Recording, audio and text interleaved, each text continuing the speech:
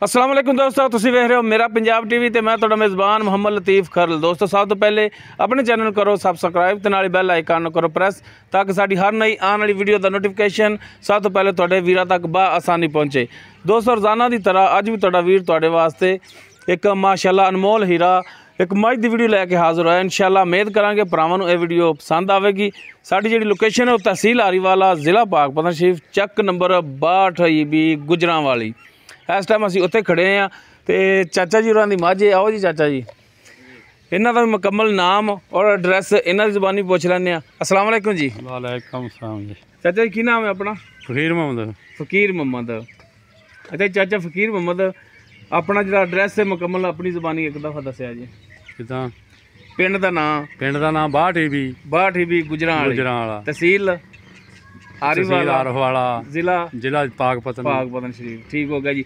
अच्छा चाचा जी अपना जो राबता नंबर है सब तो पहले वो दे दो ताकि भरावां नूं तुहाडे नाल राबता करने में आसानी हो जाए। ठीक है दे भी नंबर जी। साडा फोन नंबर है 0300 43 74 362। हाँ की नाम की अपना? मोहम्मद सईद। मोहम्मद सईद, क्योंकि मैंने तो पता है तुहाडा जी जी नाम दा, लेकिन दोस्तां नूं भी पता होना चाहिए। सही है जी। मोहम्मद सईद गुज्जर।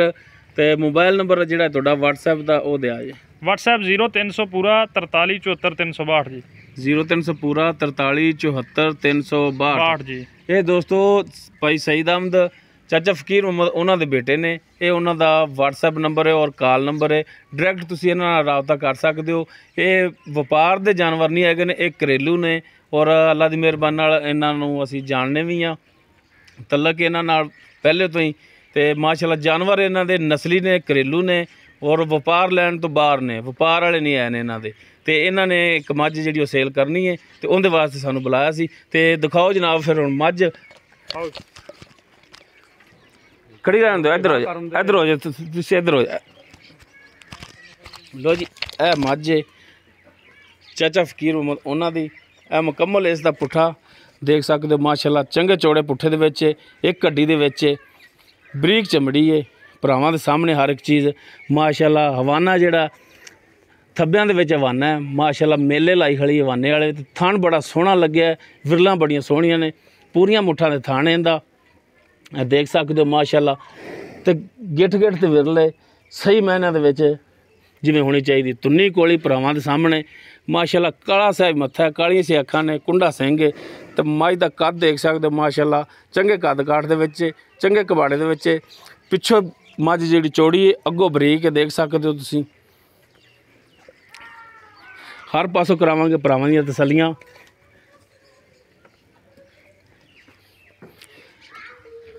माशाअल्लाह बरीक तौण, बिल्कुल बरीक।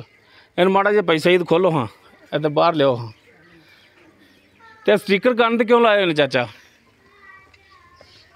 स्टिकर ਇਹ ਤਾਂ ਮੈਂ ਸ਼ੌਂਕ ਨਾਲ ਲਾਏ, ਵੈਸੇ ਸਾਡਾ ਡਾਕਟਰ ਆ ਉਹਨੇ ਲਾਏ। अच्छा डॉक्टर ने लाए ने। अच्छा अच्छा लो जी माशाअल्लाह टुरन फिरन दे विच देख सकते हो तुसीं हर टाइम बिल्कुल 16 ने। देख सकते हो तौण बिल्कुल बरीक, गल्लां बाती नहीं। जानवर माशाअल्लाह नस्ली और सोहणे ने इन्हां दे। बाहर काढ़ लो जी इधर।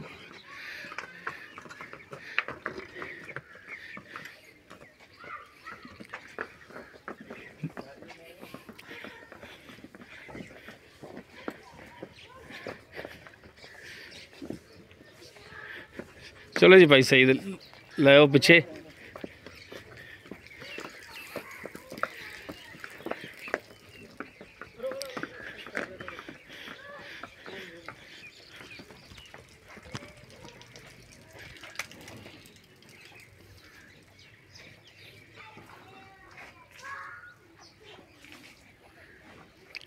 लो जी बाकी कराओ तसल्ली नाल।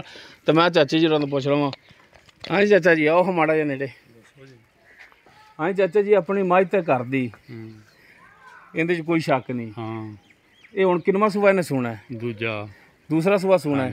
तो किन्ने दिन लै जाएगी सूण दे विच? दिन ਇਹਦੇ ਰਹਿੰਦੇ ਆ 25 ਤਰੀਕ ਨੂੰ ਦਿਨ ਪੂਰੇ ਆ।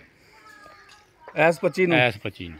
ਅੱਜ ਕਿੰਨੀ ਤਰੀਕ ਹੈ? 13। ਅੱਜ 13 ਕਿ 12 ਪਤਾ ਨਹੀਂ। 13 ਤਰੀਕ ਹੈ। 13 ਇਹਦਾ मतलब कि हाली 12-13 दिन होर पए ने। ਆਹੋ 8 दिन पूरे होने 10 दिन ਰਹਿੰਦੇ ਮੈਨੂੰ।